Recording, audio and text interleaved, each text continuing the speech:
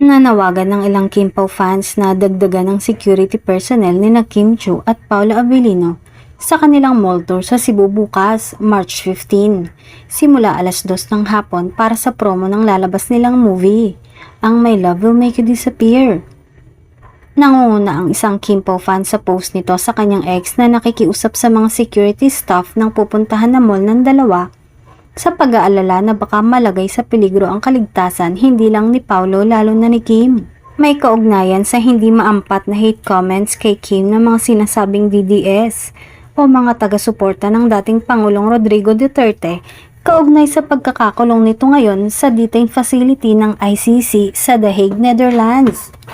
Nag-alala ang mga Kim Pao fan na baka may magtangka na manakit sa Kim Pao dahil sa maling impresyon kaugnay sa deserve o deserve spill ni Kim sa It's Showtime kamakailan lang. Inakala kasi ng mga DDS na patungkol kay FPRRD ang katagang sinambit ni Kim na agad namang nilinaw nitong binasa lang niya ang script.